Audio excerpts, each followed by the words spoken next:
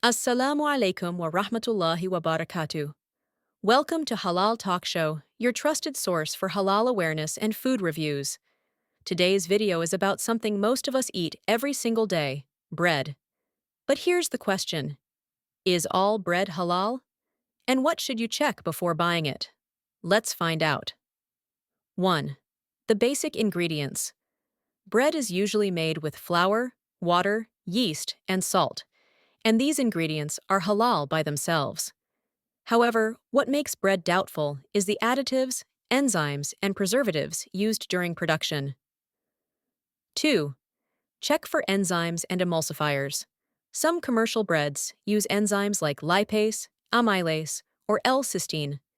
These can be derived from either plant, animal, or microbial sources.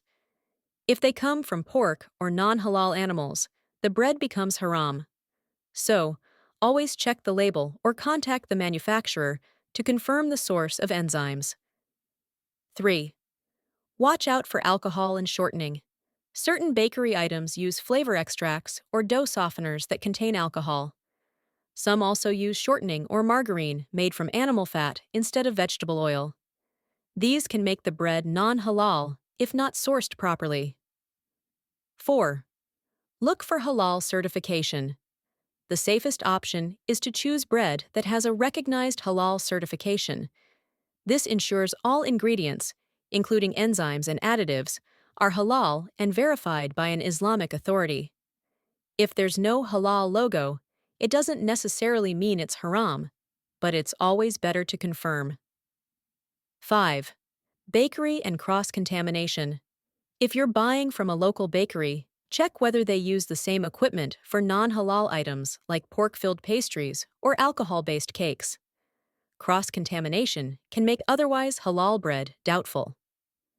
Final verdict: most plain breads are likely halal, but flavored or processed ones may contain hidden haram ingredients.